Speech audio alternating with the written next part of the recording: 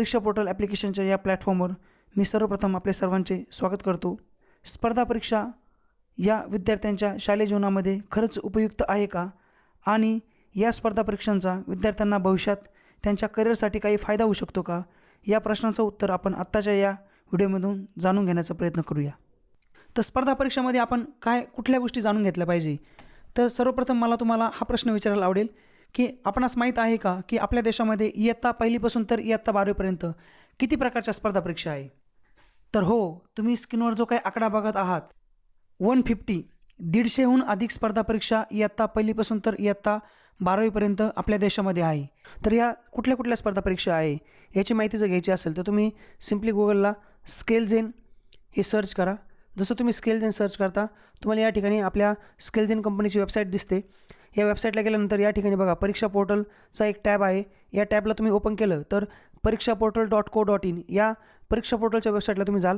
जसं या वेबसाईटला जाल तुम्ही या ठिकाणी बघू शकता या वेबसाईटवर पूर्ण ॲप कसं डाउनलोड करायचं, विंडोजवर ॲप कसं वापरायचं, अँड्रॉइडवर कसं वापरायचं, iOSवर कसं वापरायचं या ठिकाणी माहिती दिली आहे। त्यासोबत ॲपच्या रिलेटेड व्हिडिओ, सगळ्या ॲपच्या रिलेटेड गोष्टी दिल्या आहे। तर आपण आता आपला जो मूळ मुद्दा आहे की कुठल्या कुठल्या स्पर्धा परीक्षा इयत्ता पहिलीपासून तर 12वीपर्यंत आहे, तर याची यादी या परीक्षा पोर्टलच्या वेबसाईटला दिली आहे। या ठिकाणी तुम्ही बघा, या ठिकाणी क्लास फर्स्टचा तुम्ही बघितला तर इयत्ता पहिलीला जवळपास 7 प्रकारच्या स्पर्धा परीक्षा आहे। इयत्ता दुसरी बघा, इयत्ता दुसरीला या ठिकाणी 10 प्रकारच्या स्पर्धा परीक्षा आहे। इयत्ता 5वी बघा, इयत्ता 5वीला सुमारे जवळपास 16 प्रकारच्या स्पर्धा परीक्षा आहे। याच्यामध्ये काही स्पर्धा परीक्षा बघा गव्हर्नमेंटची आहे, सैनिकी स्कूलची, हिंदी राष्ट्रभाषा, आपली नवोदयची एक्झाम, स्कॉलरशिपची एक्झाम, आणि काही एक्झाम ज्या आहे त्या खाजगी आहे जसं की मंथनी, ऑलिम्पियाड आहे। आणि ह्या प्रत्येक एक्झाम जे आहे हे प्रत्येक एक्झामची या ठिकाणी वेबसाईट आपण लिंक करून दिलेली आहे की एक्झाम कुठली आहे, कुठल्या वर्गाची आहे, एक्झामचा सिलेबस काय आहे, कुठले कुठले प्रश्न त्याला विचारले जातात, कधी एक्झाम असते, एक्झामची डेट, ही सर्व माहिती या ठिकाणी दिली आहे। म्हणजे तुम्ही ह्या आपला पाल्य ज्या वर्गामध्ये शिक्षण घेत आहे किंवा आपण आपल्या शाळेतील विद्यार्थी ज्या वर्गातील विद्यार्थी असेल त्या वर्गाच्या कुठल्या कुठल्या स्पर्धा परीक्षा त्या वर्गाच्या आहे आणि त्या स्पर्धा परीक्षा कधी आहे, त्याची एक्झाम कधी आहे, किती मार्काची आहे, त्याचा सिलेबस काय आहे, याची इथूनभूत माहिती तुम्ही या परीक्षा पोर्टलच्या वेबसाईटवर घेऊ शकता। आणखी तुम्हाला डिटेल जर एका एक्झामची माहिती पाहिजे असेल तर या ठिकाणी बघा click to view the exam details, या ठिकाणी तुम्ही क्लिक केलं तर तुम्हाला या परीक्षा पोर्टलची एक सेपरेट स्वतंत्र वेबसाईट ओपन होईल। बघा आणखी एक याच्यामध्ये काय दिलं आहे, प्रत्येक वर्ग दिला आहे। इथं तुम्ही क्लास फर्स्टवर क्लिक केलं तर यामध्ये बघा क्लास फर्स्ट, तुम्ही क्लास फर्स्टला ज्यावेळेस क्लिक करशाल या ठिकाणी त्या क्लास फर्स्टमध्ये एवढ्या प्रकारच्या एक्झाम आहे। त्यातली पहिल्या एक्झामला तुम्ही क्लिक केलं तर लगेच तुम्हाला कळतं सिल्वर झोन ऑलिम्पियाडची एक्झाम आहे, प्रायव्हेट आहे। एक्झामच्या वेबसाईटला जाऊ शकता, तुम्हाला सिलेबस बघायचा असेल तुम्ही इंग्लिशवर क्लिक करा, तुम्हाला इंग्लिशचा पूर्ण सिलेबस येईल, सेक्शन कुठले, टॉपिक काय, किती क्वेश्चन आहे, किती मार्काचे आहे, टोटल मार्क्स किती आहे। म्हणजे इतका इथूनभूत अभ्यास आम्ही आमच्या टीमने जवळपास मागच्या 3 वर्षापासून आम्ही केला आहे की प्रत्येक वर्गाची एक्झाम जी आहे त्या एक्झामचा अभ्यासक्रम, सिलेबस, टॉपिक आणि त्याचे सर्व क्वेश्चन बँक वगैरे सर्व डेटा आमच्याकडे आम्ही प्रिपेअर केला आहे। इयत्ता पहिलीपासून तर इयत्ता 12वीपर्यंत कुठल्या कुठल्या वर्गाला कुठल्या कुठल्या प्रकारच्या स्पर्धा परीक्षा असतात, तर तुमच्या स्क्रीनवर बघा तुम्ही इयत्ता पहिलीपासून तर 12वीपर्यंत सुमारे 159 स्पर्धा परीक्षा आपल्या देशामध्ये घेतल्या जातात। त्याच्यामध्ये ज्या 25 स्पर्धा परीक्षा आहे त्या शासकीय स्पर्धा परीक्षा आहे व उर्वरित 134 ज्या काही स्पर्धा परीक्षा आहे त्या खाजगी स्पर्धा परीक्षा आहे। मग सर्वात पहिला प्रश्न हा एक पालक म्हणून किंवा एक शिक्षक म्हणून तुम्हाला पडला पाहिजे, तो म्हणजे कुठला प्रश्न आहे की आपण विद्यार्थ्याला खरंच स्पर्धा परीक्षेमध्ये बसवलं पाहिजे का, आणि विद्यार्थ्याला स्पर्धा परीक्षेला आपण जे बसवतो त्याची जी तयारी करून घेतो या स्पर्धा परीक्षेचा आणि विद्यार्थ्याचा भविष्याचा करिअरचा काही संबंध आहे का। म्हणजे तुम्ही जर पालक म्हणून हा जर विचार केला किंवा विद्यार्थी म्हणून विचार केला किंवा शिक्षक म्हणून विचार केला की एक मुलगा इयत्ता 5वीला आहे आणि त्याला डॉक्टर बनायचं आहे, किंवा एक मुलगी इयत्ता 6वीला आहे आणि तिला इंजिनियर बनायचे आहे, तर इयत्ता 5वी किंवा इयत्ता 6वीला असलेली जी काही स्पर्धा परीक्षा आहे किंवा तिचा निकाल आहे, हा निकाल त्याच्या भविष्याच्या करिअरमध्ये त्याला फायदेमंद आहे का, त्याचा भविष्याच्या करिअरशी काही संबंध आहे का। म्हणजे थोडक्यात विद्यार्थ्याला शालेय जीवनामध्ये ज्या काही स्पर्धा परीक्षा घेतल्या जातात त्या स्पर्धा परीक्षांचा त्यांना भविष्यात काय फायदा होऊ शकतो, हा प्रश्न जर तुम्हाला पडला असेल तर या प्रश्नाचं आपण उत्तर जाणून घेण्याचा या ठिकाणी प्रयत्न करूया। तर तुम्ही स्क्रीनवर बघा, तुमच्या स्क्रीनवर तुम्हाला दिसत असेल आपल्या देशामध्ये जे काही विविध करिअर ऑप्शन्स आहे। करिअर ऑप्शन्स म्हणजे काय की ज्यामध्ये विद्यार्थी स्वतःच्या पायावर उभा राहू शकतो। मग काही विद्यार्थ्यांना इंजिनियर बनायचं आहे आपल्या देशामध्ये, काहींना डॉक्टर बनायचं आहे, काहींना शिक्षक बनायचं आहे, तर काहींना ज्या काही आपल्या शासकीय स्पर्धा परीक्षा असतात सिव्हिल सर्व्हिसेसच्या, ज्याच्यात MPSC असो, UPSC असो, अशा स्पर्धांमध्ये उत्तीर्ण व्हायचं आहे। आणि काही असे पण विद्यार्थी किंवा पालक आहे आपल्या मुलाला सैन्य दलामध्ये अधिकारी होऊ बघायचं स्वप्नसुद्धा काही पालक बघत आहे। तर असे जे काही विविध करिअर ऑप्शन्स आपल्या देशामध्ये उपलब्ध आहे ते सर्व करिअर ऑप्शन्स मी आपल्या या स्क्रीनवर 5 कॅटेगरीमध्ये त्याला डिवाईड केला आहे। तर ज्या मुलांना आपल्या देशामध्ये सायंटिस्ट बनायचं असेल किंवा ज्या मुलांना आपल्या देशामध्ये शिक्षक बनायचं असेल तर अशा विद्यार्थ्यांना आपल्या देशामध्ये सर्वप्रथम त्यांनी ग्रॅज्युएशन पूर्ण करणं हे बंधनकारक आहे. त्यानंतर आपल्या देशामध्ये ज्या विद्यार्थ्यांना मेडिकल फील्डला जायचं आहे, ज्याच्यामध्ये तुमचं MBBS असो, BHMS असो, BMS असो, फार्मसी असो, फिजिओथेरपी असो किंवा मेडिकलशी रिलेटेड इतर कुठलाही कोर्स असो, अशा ठिकाणी कुठल्याही विद्यार्थ्याला जर प्रवेश घ्यायचा असेल तर त्या विद्यार्थ्याला नीट या शासकीय परीक्षा त्याला द्यावी लागते. ही एक एंट्रन्स एक्झाम, ज्याला आपण पात्रता परीक्षा म्हणतो, ही परीक्षा दिल्याशिवाय त्याला कुठल्याही मेडिकल कॉलेजला प्रवेश भेटू शकत नाही.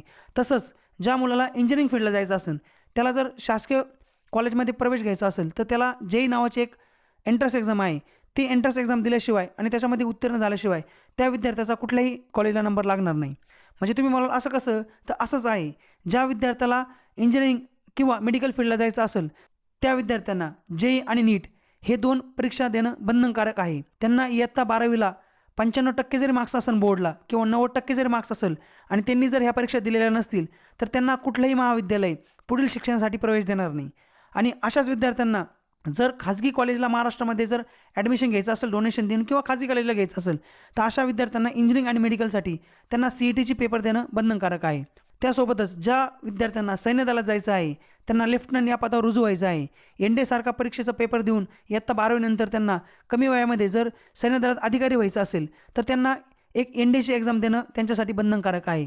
आणि ज्या विद्यार्थ्यांना किंवा ज्या पालकांना आपल्या मुलांना तहसीलदार होऊ बघायचं आहे, ज्या विद्यार्थ्यांना स्वतः IPS व्हायचं आहे, IAS व्हायचं आहे, अशा विद्यार्थ्यांना MPSC UPSC हे पेपर देणं त्यांना बंधनकारक आहे. आता तुम्ही म्हणशाल सर हे करिअर ऑप्शन्स तुम्ही आम्हाला का सांगताय, याचा आणि शाळेचा काय संबंध? तर हे सर्व जे करिअर ऑप्शन आहे तुम्ही बघा, या सर्व करिअर ऑप्शन्समध्ये विद्यार्थ्याला कुठला पेपर द्यायचा आहे.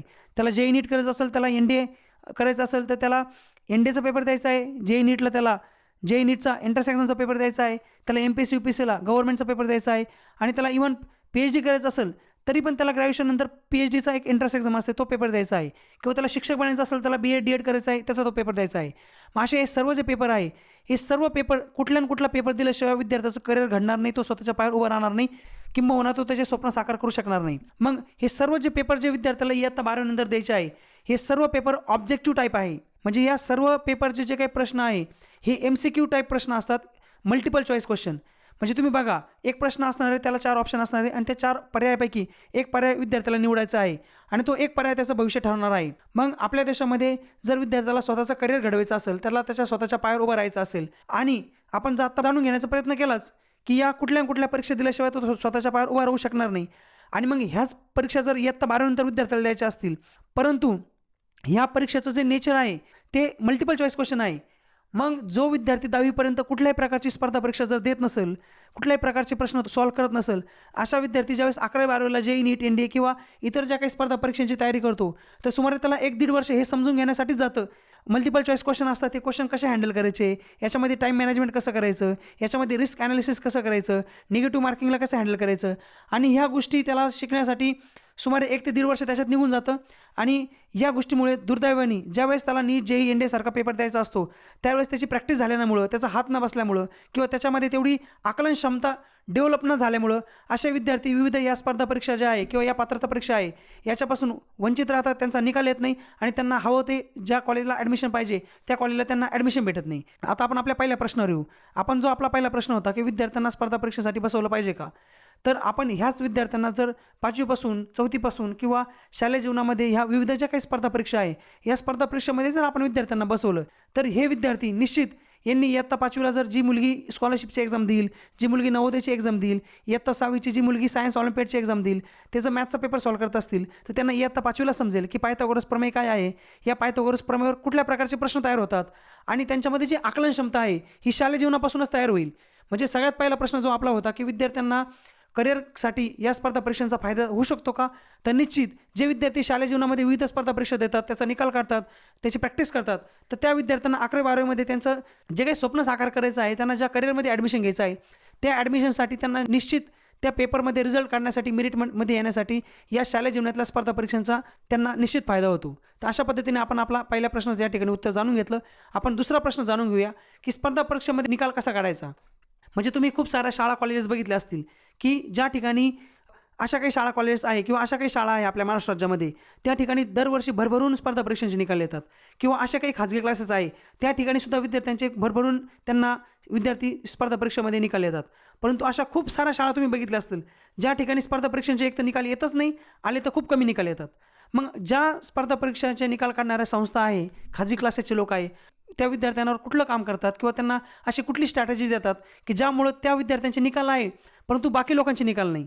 या ठिकाणी आम्हाला तुम्हाला सांगायला आवडेल की 3 गोष्टी जर विद्यार्थ्याला आपण पुरवल्या तर निश्चित हुशार विद्यार्थी असेल, गुणवंत विद्यार्थी असेल, त्याची कष्ट करण्याची तयारी असेल, त्याच्यामध्ये जिद्द असेल, तर त्या विद्यार्थ्याला आपण ह्या 3 गोष्टी पुरवल्या तर निश्चित तो विद्यार्थी स्पर्धा परीक्षेमध्ये उत्तीर्ण होऊ शकतो आणि त्याचा त्या ठिकाणी निकाल येऊ शकतो. तर सर्वात पहिली गोष्ट काय आहे, तर सर्वात पहिली गोष्ट आहे त्या विद्यार्थ्याला सर्व अभ्यासक्रम शिकवला गेला पाहिजे. म्हणजे इयत्ता 8वीला स्कॉलरशिपची एक्झाम आहे, त्या स्कॉलरशिपच्या एक्झामला मराठी, गणित, इंटेलिजंट टेस्ट आणि इंग्लिश असे 4 विषय आहे. त्या प्रत्येक विषयामध्ये जर उदाहरणार्थ आपण ठरलं 10 चॅप्टर असतील असे एकूण, तर हे 4 विषय मिळून एकूण असे 40 चॅप्टर होतात. तर ते 40 ते 40 चॅप्टर त्या विद्यार्थ्याला शिकवले गेले पाहिजे. सगळ्यात पहिली गोष्ट ही आहे कन्सेप्च्युअल क्लॅरिटी. विद्यार्थ्याला प्रत्येक कन्सेप्ट कळला पाहिजे. दुसरी गोष्ट आपण विद्यार्थ्याला काय पुरवली पाहिजे ती म्हणजे स्टडी मटेरियल. विद्यार्थ्याला जे काही रोज शाळेत शिकवलं जातं त्याचा तो रोजचे रोज अभ्यास करतो. त्याला आज जर शाळेने शिक्षकांनी जे काही शिकवलं असेल त्याचं तर त्यांनी त्याला प्रश्न विचारले तर विद्यार्थी त्या प्रश्नाचं आज उत्तर पण देऊ शकतो. परंतु हेच जर त्या विद्यार्थ्याला आपण 8 दिवसांनी म्हणा, 1 महिन्याने म्हणा, त्याला जर विचारलं की तुला पहिला चॅप्टर आठवतो का, त्याच्यामध्ये हा टॉपिक आठवतो का, तर विद्यार्थ्याला त्या गोष्टी आठवत नाही. का? आपला मानवी स्वभाव आहे, आपण एक गोष्ट जास्तीत जास्त दिवस लक्षात ठेवू शकत नाही. पण त्याचवेळी जर विद्यार्थ्याला आपण नोट्स पुरवले तर तो विद्यार्थी त्याला आज जे काही शिकवलं त्याला ते आज समजतंच आहे, परंतु 8 दिवसांनी सुद्धा तो त्या गोष्टीची रिव्हिजन करू शकतो. 1 महिन्यानंतर सुद्धा पूर्ण महिन्याभरात त्याला जे काही शिकवलं जर असेल त्याची तो रिव्हिजन करू शकतो. आणि अशा पद्धतीने जो त्याला जे काही 3, 3.5, 4 महिने कुठली जी स्पर्धा परीक्षा शिकवली जाते त्याचा जो प्रॉपर रिव्हिजन करून सर्व ज्या त्याच्या कन्सेप्ट क्लिअर होत्या त्या सर्व गोष्टी तो आत्मसात करू शकतो आणि पेपरला त्याला त्या सर्व गोष्टी आठवू शकतात जर त्याच्याकडे रिव्हिजन करण्यासाठी ॲड्युकेट स्टडी मटेरियल अवेलेबल असेल. ही एक गोष्ट आपण या ठिकाणी जाणून घेतली. आणि तिसरी सगळ्यात महत्त्वाची गोष्ट काय आहे, म्हणजे सगळ्यात महत्त्वाची गोष्ट जर स्पर्धा परीक्षेला तुम्ही मला विचारली काय आहे ती म्हणजे प्रॅक्टिस, भरमसाठ प्रॅक्टिस. विद्यार्थ्याला काय होतं, बऱ्याचशा शाळा आणि खाजगी क्लासेस काय करतात, विद्यार्थ्याला 3 महिने कुठली स्पर्धा परीक्षा असेल, जसं आता JNV स्कॉलरशिप किंवा मंथन वगैरे ज्या काही स्पर्धा परीक्षा आपल्या देशामध्ये आहे किंबहुना आपल्या राज्यामध्ये होणार आहे त्या एक्झामची जी काही डेट आहे ती आहे फेब्रुवारीमध्ये काही एक्झाम असतील, काही जानेवारीच्या एंडला एक्झाम असतील. बहुतांशी शाळा काय करतात, दिवाळीनंतर या स्पर्धा परीक्षांचा अभ्यासक्रम विद्यार्थ्यांना शिकवायला सुरुवात करतात आणि जवळपास सुमारे 3 ते 3.5 महिने या विद्यार्थ्यांना सर्व अभ्यासक्रम ते शिकवतात. परंतु प्रॅक्टिस कशी घेतात प्रॅक्टिस ते घेतात पेपरच्या आधी एक 5 ते 4 प्रकारच्या ज्या इतर स्पर्धा परीक्षा आहे त्या स्पर्धा परीक्षांच्या ज्या सराव पेपर असतील ते पेपरच्या 4 दिवस आधी त्या 4 ते 5 प्रकारच्या सराव पेपर त्यांच्याकडून सॉल्व्ह करून घेतात. आता जसं आपण सुरुवातीला चर्चा केली होती, इयत्ता 8वीचं जर आपण उदाहरण घेतलं होतं की इयत्ता 8वीच्या एका स्पर्धा परीक्षेमध्ये स्कॉलरशिपच्या 4 प्रकारचे विषय आहे आणि ते 4 विषय म्हणून जवळपास 40 चॅप्टर आहे आणि त्या प्रत्येक चॅप्टरमध्ये जर 2, 5, 4 असे टॉपिक असतील तर जवळपास 150हून अधिक 150, पावणे 200 टॉपिक असणारे त्या एका स्पर्धा परीक्षेमध्ये 4 विषय म्हणून. आता मला तुम्ही सांगा, शाळेने जर 4 दिवस आधी जर 4 सराव पेपर घेतल्या तर प्रत्येक टॉपिकवर तरी क्वेश्चन त्या विद्यार्थ्याला अटेम्प्ट करता येतो का हो? तर तो येत नाही. त्यामुळं सरावाच्या अभावाने खूप सारे गुणवंत हुशार विद्यार्थी या स्पर्धा परीक्षांच्या निकालापासून वंचित राहतात. आणि आणखी मला तुम्हाला या ठिकाणी गोष्ट सांगायला आवडेल की सरावमध्ये विद्यार्थ्याला कुठला सराव आपल्याला करून घ्यायचा असतो तो म्हणजे पॅटर्न ऑफ क्वेश्चन. जसं की मी तुम्हाला सांगितलं की काही अशा शाळा आहे, खूप किंचित अशा शाळा आहे की ज्या ठिकाणी विद्यार्थ्यांच्या जास्तीत जास्त प्रमाणात या स्पर्धा परीक्षेमध्ये निकाल येतात. ते काय येतात, त्या शाळेमध्ये विद्यार्थ्यांना जे काही रोज शिकवलं जातं त्यावर रोजच्या रोज डेली प्रॅक्टिस पेपर घेतला जातो. म्हणजे विद्यार्थ्याला आज जर एक टॉपिक शिकवला असेल तर त्या टॉपिकवर विविध स्पर्धा परीक्षेमध्ये कुठल्या प्रकारचे प्रश्न विचारले जातात, पॅटर्न ऑफ क्वेश्चन काय असतो, अशा पॅटर्न ऑफ क्वेश्चनची जर विद्यार्थ्याला रोजच्या रोज ओळख करून दिली गेली आणि आज जे काही शिकवलं गेलं त्याच्यावर कुठल्या स्पर्धा परीक्षेला काय प्रश्न विचारला जातो, कुठल्या प्रकारचा प्रश्न विचारला जातो, तो प्रश्न ऑब्जेक्टिव्हमध्ये त्याच्यामध्ये जर गणिताचा प्रश्न असेल तर त्याच्यामध्ये फॉर्म्युले वापरायचे असतात का, त्याच्यामध्ये कुठल्या ट्रिक वापरल्या पाहिजे, इतर विषयांचा प्रश्न असेल त्याच्यामध्ये काय स्ट्रॅटेजी असते, असे पॅटर्न ऑफ क्वेश्चन जर विद्यार्थ्याला समजले तर विद्यार्थ्याची इतकी प्रॅक्टिस होते की विद्यार्थ्यांनी पेपरला बसल्या त्याला लगेच समजतं की हा प्रश्न ह्या धड्यातला आहे, ह्या धड्यावर मी ज्या दिवशी शिकवलं होतं मला त्यावर मी घरी प्रॅक्टिस केली होती, अशा प्रकारचे मी खूप सारे प्रश्न सॉल्व्ह केले आहे. म्हणजे पॅटर्न ऑफ क्वेश्चन जर विद्यार्थ्याला समजले तर विद्यार्थी maximum number of question attempt करू शकतो आणि निश्चित त्याचा निकाल येऊ शकतो. तर अशा 3 प्रकारच्या गोष्टी, ज्याच्यामध्ये सगळ्यात पहिली कन्सेप्च्युअल क्लॅरिटी, विद्यार्थ्याला सर्व अभ्यासक्रम शिकवला गेला पाहिजे. दुसरी गोष्ट म्हणजे त्याला स्टडी मटेरियल प्रोव्हाइड केलं पाहिजे. आणि तिसरी गोष्ट म्हणजे काय, तर त्या विद्यार्थ्याला आपण सराव त्याला भरघोस असा सराव जर त्या विद्यार्थ्यांनी केला तर निश्चित त्या विद्यार्थ्याचा या स्पर्धा परीक्षेमध्ये निकाल येऊ शकतो. तुम्ही म्हणाल आमचे मुलं ज्या शाळेमध्ये शिकत आहे तर त्या शाळेमध्ये विद्यार्थ्यांना शिकवलं तर जातं आहे पण त्यांच्याकडून त्यांना स्टडी मटेरियल प्रोव्हाइड केलं जात नाही. मग आम्हाला स्टडी मटेरियल कसं भेटणार? काही शाळा असतील त्या ठिकाणी विद्यार्थ्याला एक तर सिलेबस शिकवलं जात नाही, शिकवलं जात असेल तर एखाद्या स्पर्धा परीक्षेचं शिकवलं जातो. काही अशा शाळा आहे की त्या ठिकाणी नोट्स पण दिल्या जातात आणि शिकवलं पण जातं, पण सर रोजची रोज प्रॅक्टिस कशी घेणार? शाळा तर रोजची रोज पेपर प्रिंट करू शकत नाही, शिक्षक पेपर घेऊ शकत नाही, रोजच्या रोज चेक पण करू शकत नाही. मग माझ्या मुलाला मला तुमचा कन्सेप्ट कळला की मुलाला जे काही रोज शिकवलं जातं तर विद्यार्थ्यांना 3 महिने रोजची रोज जर आपण प्रॅक्टिस दिली आणि त्याने आज जर 10 प्रश्न सॉल्व्ह केले एका टॉपिकवर, 50 प्रश्न सॉल्व्ह केले, त्याचा कुठला प्रश्न चुकला, मग त्याचं खरं उत्तर काय आहे आणि हेच उत्तर काय आहे असं विद्यार्थ्याला रोजच्या रोज एक्सप्लेनेशन पण जर भेटलं तर माझा विद्यार्थी निश्चित किंवा आमच्या शाळेतले विद्यार्थी निश्चित या स्पर्धा परीक्षेमध्ये उत्तीर्ण होऊ शकतात, त्यांना चांगले मार्क्स मिळू शकतात. पण ह्या गोष्टी आम्ही कशा पुरवायच्या, ह्या गोष्टी आम्हाला कुठं भेटणार, शाळेमध्ये त्या गोष्टी घेतल्या जात नाही. तर ह्या ज्या तिन्ही गोष्टी